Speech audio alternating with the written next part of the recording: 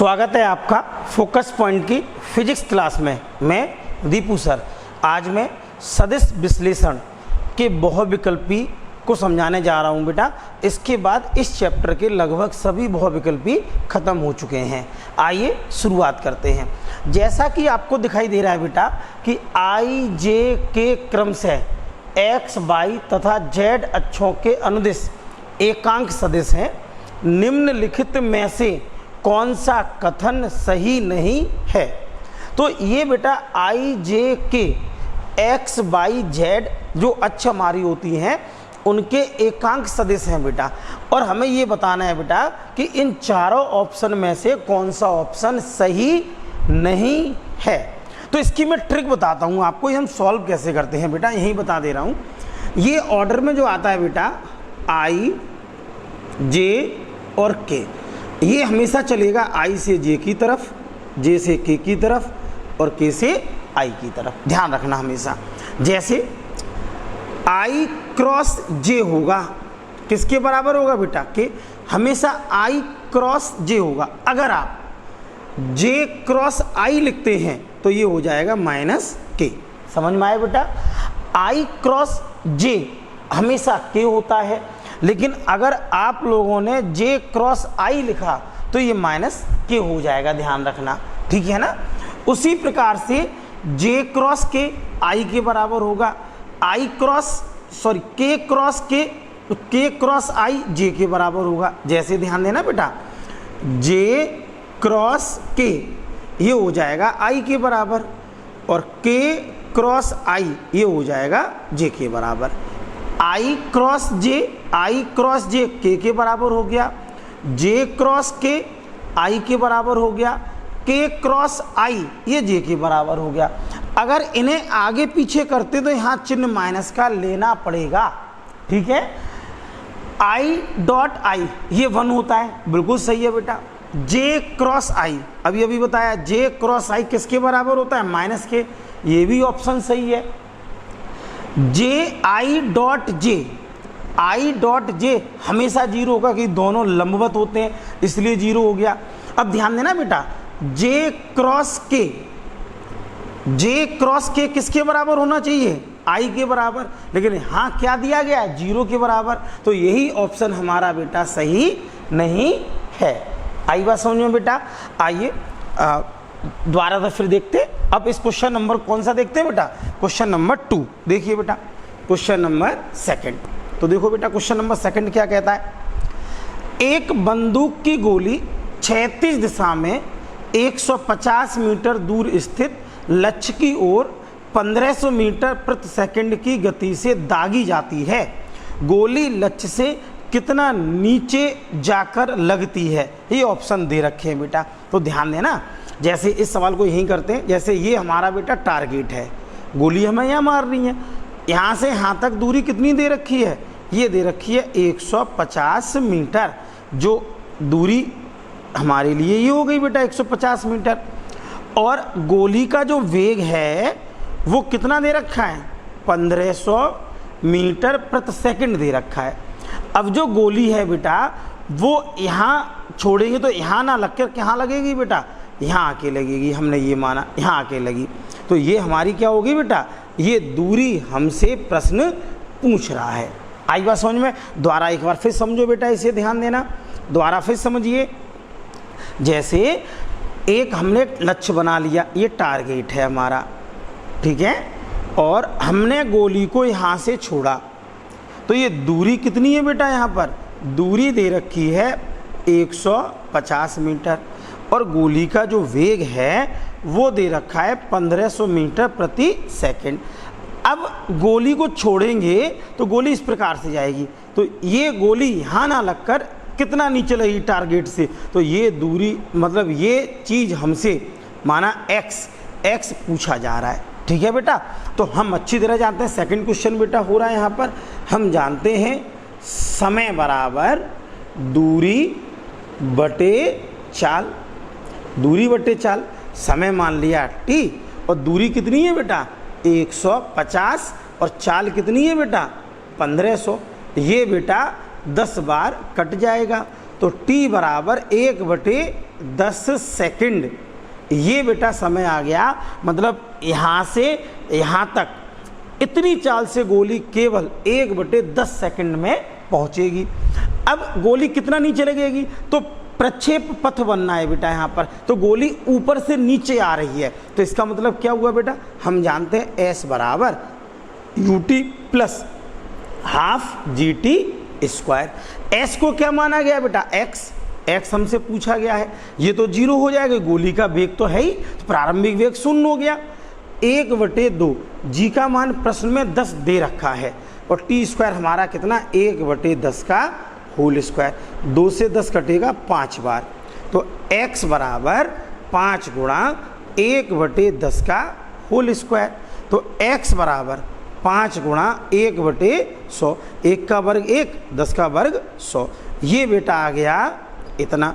तो ये आ गया बेटा x बराबर 1/20 मीटर, लेकिन सेंटीमीटर में आंसर दिए गए हैं, तो हम अच्छी तरह जानते हैं 1 मीटर 100 सेंटीमीटर के बराबर होता है, तो 20 पंचे 100, तो x बराबर कितना निकला है बेटा, 5 सेंटीमीटर गोली नीचे जाकर लगेगी। ये कौन सा ऑप्शन सही हो गया बेटा हमारा, बी वाला ऑप्शन हमारा सही हो जाता है। ठीक है, आइए इसी क्रम में अब हम लोग आगे बढ़ते हैं बेटा, और क्वेश्चन नंबर कौन सा सॉल्व करते हैं, ये तो सॉल्व हो ही गए बेटा, इसलिए आप लोग इन्हें नोट कर लीजिए कहीं वीडियो रोक के, और अब आगे क्वेश्चन देखते हैं बेटा। अच्छे सवाल हैं, देखो क्वेश्चन कह रहा है बेटा, क्वेश्चन नंबर 3, क्वेश्चन 3 कहता है एक प्रक्षेप का क्षैतिज परास उनकी अधिकतम प्राप्त ऊंचाई का 4 गुना है, क्षैतिज से प्रक्षेप कोण होगा। अच्छा सवाल है बेटा, अक्सर कंपटीशन में देखने को मिल जाता है। एक प्रक्षेप का क्षैतिज परास, प्रश्न कह रहा है बेटा क्षैतिज परास, क्षैतिज परास को माना R, कितना है बेटा, उनकी प्राप्त ऊंचाई का 4 गुना है, तो 4 गुणा ऊंचाई, अर्थात R बराबर ऊंचाई को हमने क्या मान लिया बेटा, H मान लिया। ध्यान रखना, हम अच्छी तरह जानते हैं, ध्यान देना, परास क्या होता है बेटा, ध्यान देने, परास R बराबर, परास हम जानते हैं U², और ये होता है बेटा sin 2θ बटे G, मान रखेंगे बेटा, ध्यान देना, U² sin θ का मान कितना 2 sin θ और cos θ बटे कितना आएगा बेटा G। ठीक है ना, समीकरण नंबर 1 मान लो।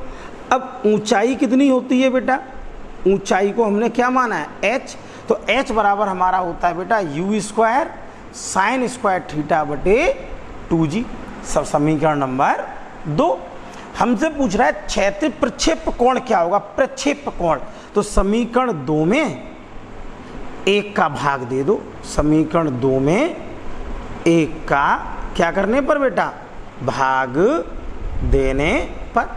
तो देखो बेटा 1 क्या है, 2 क्या है बेटा, H बटे R, H की वैल्यू U² sin² θ बटे 2G बटे R कितना है बेटा, U²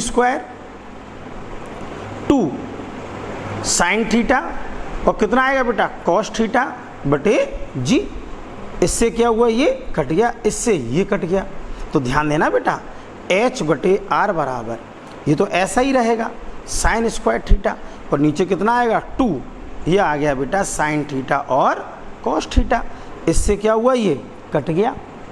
तो अब इसको मैं हाँ किए दे रहा हूँ बेटा, तो ये कट गया बेटा, तो ये आ गया H बटे R बराबर sin θ बटे 2 cos θ, सही बात है कि नहीं बेटा, क्रॉस मल्टीप्लाई कर दो, ये बेटा आ गया आपका 2, कितना रहा बेटा, देखो इसमें 2 हमारा ये है ही, इसमें 2G बेटा छूट रहा है, 2 दूनी, ध्यान देना बेटा, देखो ये 2 ये रहा, 2 दूनी यहाँ पर कितना हो जाएगा बेटा, 2 दूनी हो जाएगा 4, तो कितना हो जाएगा बेटा, ये 4 हो जाएगा। देखो ये 2 ये रहा, 2 ये रहा, इनका गुणा हो जाएगा, 2 दूनी 4 sin θ और cos θ, क्रॉस मल्टीप्लाई, ये हो गया 4H बटे R, साइन बटे कॉस क्या होता है बेटा, tan θ। और आज के बाद हमेशा ध्यान रखना, हमेशा बेटा ध्यान रखना, अगर प्रक्षेप क्षैतिज परास और अधिकतम ऊंचाई के रिलेशन आता है, तो सीधा सीधा ये फॉर्मूला लगा दीजिए, 2 मिनट में आपका आंसर निकल आएगा। तो यहाँ देखिए बेटा h का मान नहीं पता है h, और r कितना दे रखा है बेटा 4h, r की वैल्यू कितनी दे रखी है 4h बराबर tan थीटा, इससे कट गया कितना आ गया 1, तो ये आ गया बेटा tan थीटा बराबर 1। और इसको क्या लिख सकते हैं बेटा tan थीटा बराबर tan 45, तो थीटा बराबर बेटा कितना आ गया 45 डिग्री आ गया। थीटा कितना आ गया बेटा 45 डिग्री। तो ये वाला ऑप्शन हमारा बिल्कुल सही होता है। ये पूरा सॉल्व किया मैंने इसलिए बेटा जिससे आपको नॉलेज मिले। अगर डायरेक्ट कभी भी कहीं भी अगर क्वेश्चन परास और किसके बीच में अगर आ जाता है बेटा ऊंचाई के बीच में, अधिकतम ऊंचाई या ऊंचाई के बीच में आता है, तो सीधा सीधा फार्मूला आप ये लगाइए tan थीटा बराबर 4h/r। ठीक है, आइए बेटा इसी क्रम में अब हम लोग आगे सवाल को सॉल्व करते हैं।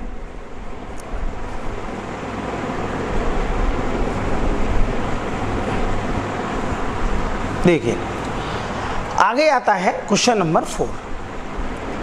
क्वेश्चन नंबर 4 ये कह रहा है 3 गेंदें क्रम से कोण थीटा दे रखा है 30, 45 तथा 60 पर ऊपर की ओर समान प्रारंभिक चाल से प्रक्षेपित की गई हैं।